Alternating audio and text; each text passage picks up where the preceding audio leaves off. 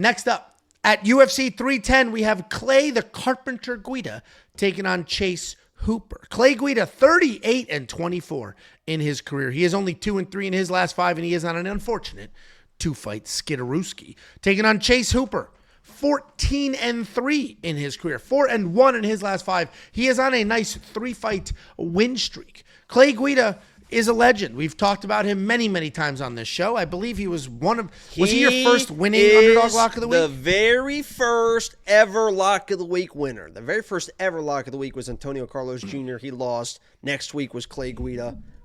Smoked them. There you go. And Clay Guida's an all-timer. He's not an all-time great, but he's an all-time exciting guy.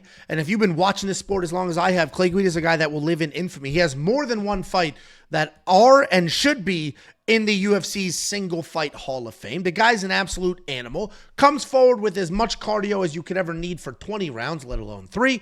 Just the whirling dervish of chaos. He can wrestle, he can strike, he can do all the things. Problem is, he's been in some wars. He's getting older. Never quite made that FU money, so continued to be a full-time carpenter. That's where the nickname came from. And while Clay Guida... Jesus. While... Like Jesus Cristo. He's not Spanish. He's Middle Eastern, isn't he? He's a carpenter like Jesus Cristo. He, unfortunately, is a ripe 42 years old, and that's a little too old to be in certain fistfights. But Clay Guida is a guy that we need to appreciate while we have him. He won't be here forever. And if you have not gone down the Clay Guida rabbit hole, I do recommend you check out some old school fights. Anytime you're going to see Clay Guida in some shorts that still have sponsors on them, you can guarantee that was a fun fight to watch. Taking on Chase Hooper. Chase Hooper started as like a dweeb. That was his whole thing. It was his whole image, joking that he was Ben Askren's son. Very scrawny, had curly hair. Literally was building his career on just being phenomenal at jiu-jitsu.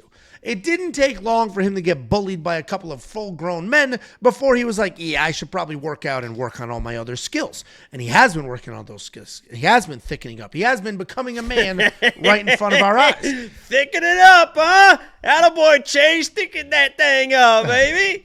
We met Clay Guida at UFC 303, and he was not small. Clay Guida, huh? Chase Hooper. You didn't. Clay Guida is small. You didn't go up to him at all. I walked up and said, "Can I get a picture?" And he was like, "Correct." Yeah, man. He was super cool. Of course, he was cool. It was him, Jens Pulver, and somebody else. And you didn't know the other two people, but I did. I think the other people were a little offended that I was just like Chase.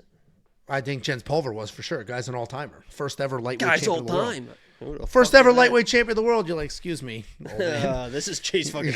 Yeah. Are you kidding me?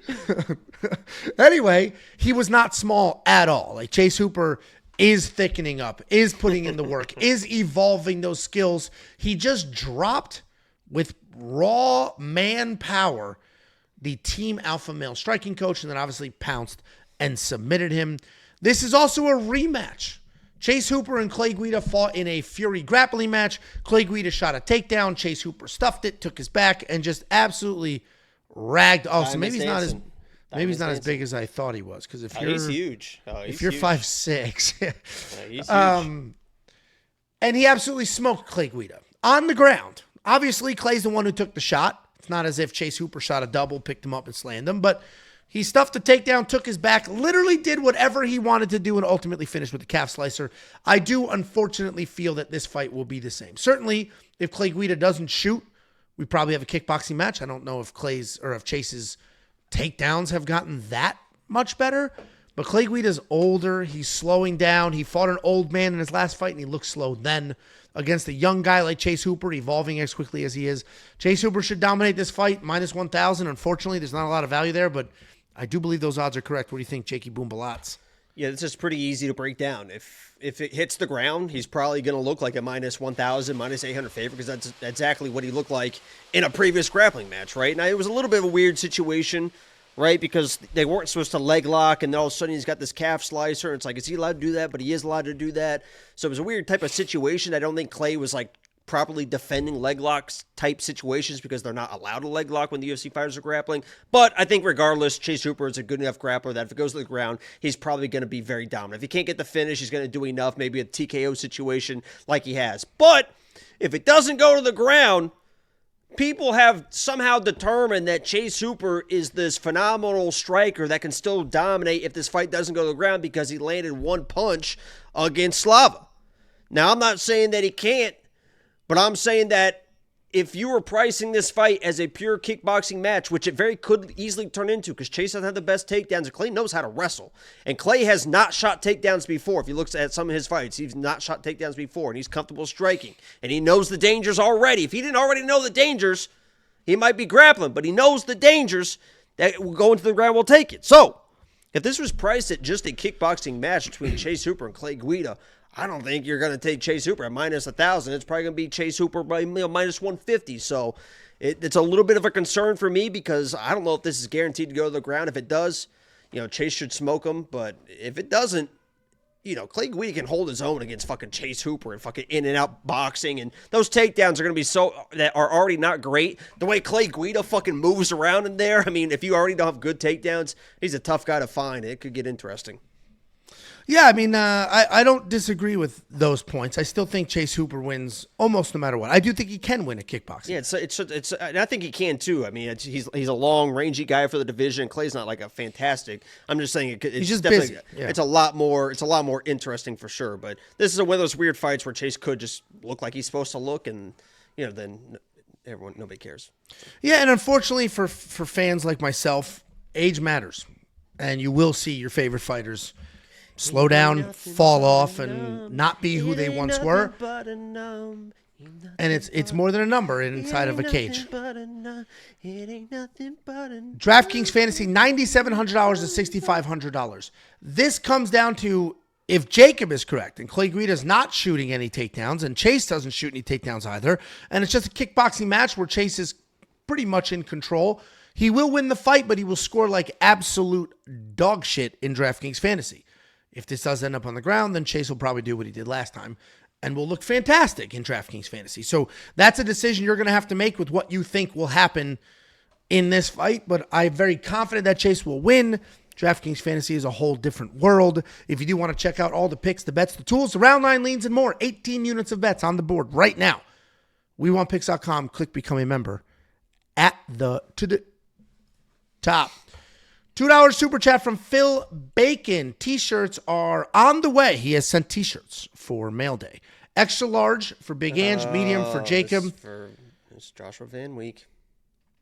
Oh, yes. And Jakey Boy, his shirt size, he's a medium if it's a T-shirt. He's a large if it's long sleeve because he does have arms long enough to scratch his knees without bending. Very long arms. One of the biggest compliments I've ever gotten in my life was I used to play pickup ball all the time. Like after high school, it was like every fucking week. That's all you do in Indiana. You just go with the Y or whatever, play pickup ball. But we went down to Bloomington where IU, so there's a lot of college kids and they had a rec center. So it's like actually like fucking really good games. You can get going there. And I was playing on a game and I always guard because my arms are so long. I always end up guarding the centers for whatever reason. And there was a black gentleman on the other team that was like 6'5", and you could tell he played in like a JUCO college or was a really high level high school basketball player. And I did not play in high school. I just like fucking playing. But he was backing me down and he pump faked me and I jumped and I went like that. And he said, "Oh man, you N-word long as fuck." I can't say it, whatever, but it was the way he said it, I was like, "Oh, hell yeah." And then he just fucking spun around and just got past me. He said, "This long as fuck." And I was like, "You damn right I am." And then he just fucking took me to school for the next fucking 20 minutes. Well, that is a compliment. Yeah, it was, but my arms are very long, yeah. Yeah, there you go. And you experienced that during our fight. No, because you leaned your head forward like an idiot and you kept your arms behind you. It was a very bizarre strategy.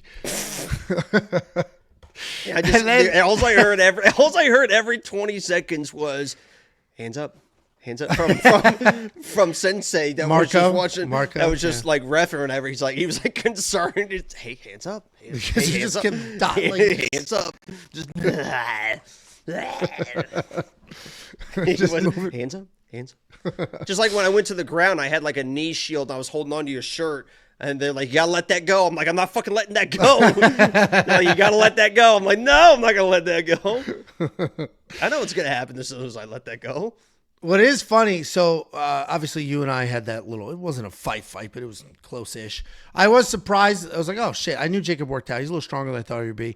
Not afraid, and he wasn't afraid of punches. Most people, you don't know if you're afraid of a punch until someone's throwing punches, and natural reaction is just flinch, right? Some people just have to work through it. I think the best part was, like, literally right when we started, I just stuck my head there, and you just hit me with a couple jabs, like, oh, it's fucking... Obviously, it's not like you were, like, snapping me with a real jab. I know, but yeah, it's part of just, like, it's not the worst thing. Yeah, it's fucking, yeah.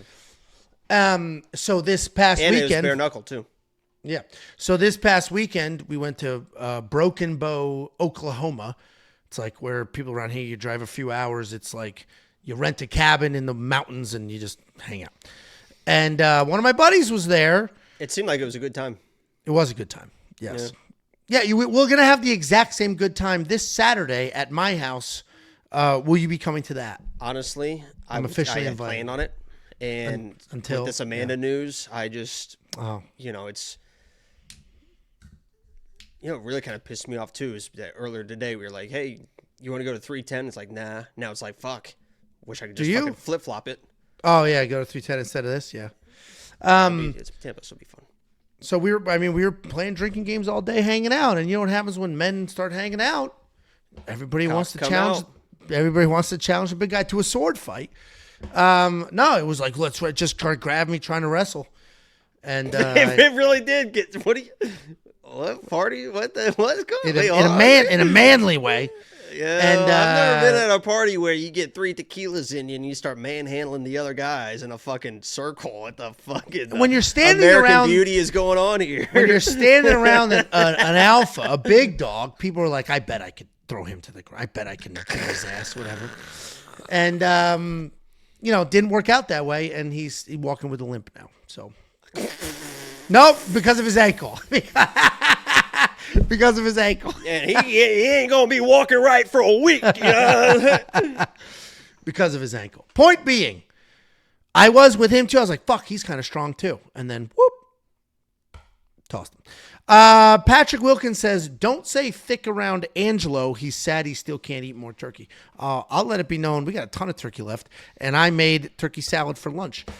Mike Ox Mall says, Kopylov versus Curtis, early predictions. In my opinion, Chris dies. Picking Kopylov over Chris Curtis. Chris is the better, more well-rounded fighter. Kopylov's the much better striker. I think that's on the January 11th card. That's a really good matchup. I got to do a little more research. Hurry up with the picks. Not trying to be here forever. Oh, you got a bedtime earring. Oh, you could also leave. Bedtime. Oh, baby Eric. Out. Parents are going to come check on you. Take your phone. Pussy. I agree that is. But you could just wait until it's published and done and fly through the chapters. Bunch of nerds.